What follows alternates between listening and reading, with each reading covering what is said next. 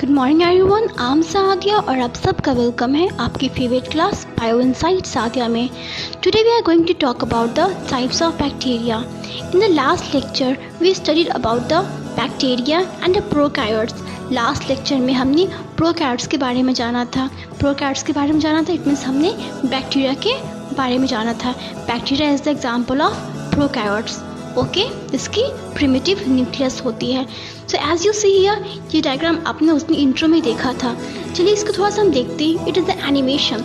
ये हमारे animation lectures. I hope आपको ये लेक्चर्स बहुत अच्छे लगेंगे, आपको स्टडी और भी इंटरेस्टिंग लगेगी। Let's see here, this is the DNA of bacteria. ये बैक्टीरिया की क्या है? ये बैक्टीरिया की DNA है।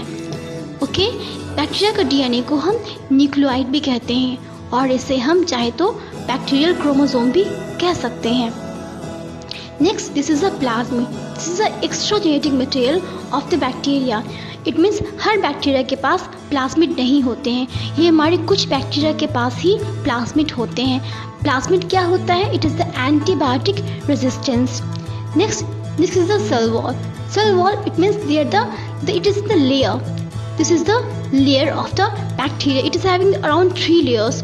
Outer layer is the capsule.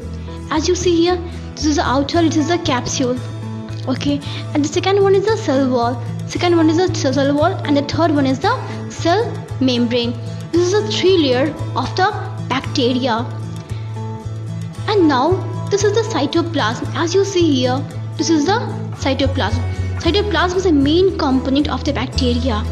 The all living activities and life activities of living processes occur inside the cytoplasm. जितने भी living process होते हैं वो हमारे बैक्टीरिया के साइटोप्लाज्म में ही होते हैं। As you see here, हमारे जो प्रोकैरियोट्स हो या हमारे यूकैरियोट्स हो, दोनों ही सेल के अंदर जितने भी लिविंग प्रोसेस जो होते हैं वो साइटोप्लाज्म के अंदर होते हैं। तो ये हमारी लाइफ का बहुत ही इसेंशियल पार्ट है। नेक्स्ट क्या है? नेक्स्ट हमारी flagella. As you see here, हमारे फ्लैजेला जो होते हैं ये हर बैक्टीरिया के पास नहीं होते हैं। ये किसी के पास होते हैं तो किसी के पास ये नहीं भी होते हैं। This is the structure of bacteria. Okay, I hope it's so आपको बहुत अच्छा लगा होगा ये। This is the bacteria. अब हम बात करते हैं टाइप्स ऑफ बैक्टीरिया की। Let's see here the types of bacteria.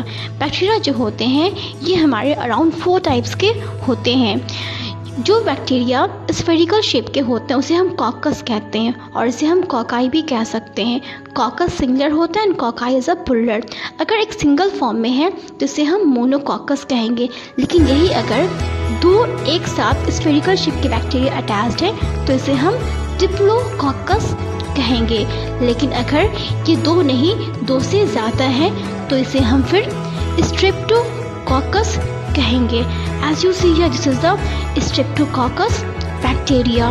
लेकिन अगर ये हमारे ग्रुप में प्रेजेंट है, अगर ये हमारे ऐसे चेन के फॉर्म में नहीं बिल्कुल ग्रुप में प्रेजेंट है तो उसे हम स्टेफाइलोकॉकस कहेंगे।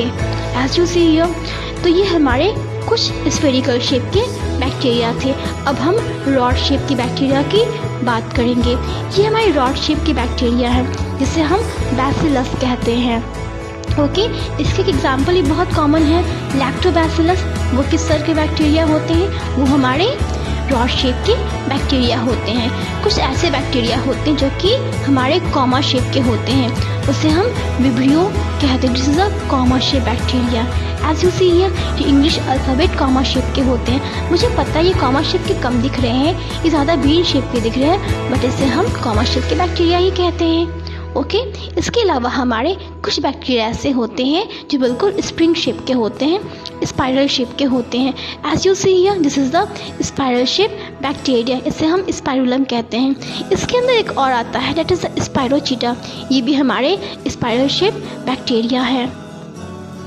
This is all about bacteria. ये हमारे बैक्टीरिया के पूरे शेप हैं। And as you see here, I think आपको ये एनिमेशन बहुत अच्छे लगे होंगे। This is the bacteria.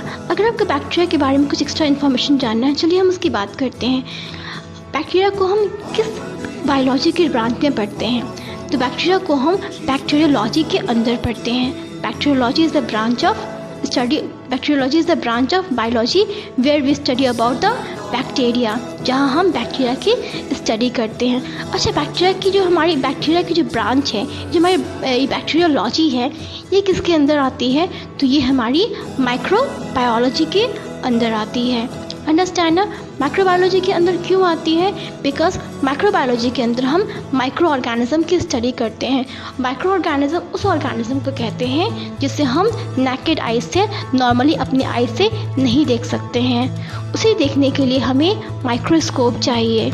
जब माइक्रोस्कोप रहेगा तभी उस ऑर्गेनिज्म को हम देख सकते हैं। और बैक्टीरिया क्या है? ये एक हमारा माइक्रोस्कोपिक ऑर्गेनिज्म है। ओके। अच्छा, पहली बार बैक्टीरिया को किसने देखा था? Who first time see the bacteria? Who discovered the bacteria? This is all about Leeuwenhoek. Leeuwenhoek हमारे कौन थे? उन्होंने पहली बार बैक्टीरिया को देखा था। ये सब बातें हम कर चुके हैं। अगर आपको मेरे और भी लेक्चर्स देखने हैं तो आप इस लेक्चर के डिस्क्रिप्शन बॉक्स में जाइए या फिर आप आई बटन में जाइए, वहाँ पे आपको और भी लेक्चर्स आपको मिल जाएंगे। और आप अच्छा रहेगा कि आप लेक्चर 1 से देखते हुए आएँ, क्योंकि सेल चैप्टर के लेक्चर 1 दिए हुए हैं। आप lecture 1, lecture 2 and this is the lecture 3। I hope आपको ये लेक्चर्स अच्छे लगे होंगे। आपको जैसा भी लगा आप इसे डिस्क्रिप्शन बॉक्स में लिख सकते हैं, और कोई डाउट हो तो वो भी आप मुझसे पूछ सकते हैं। Thank you.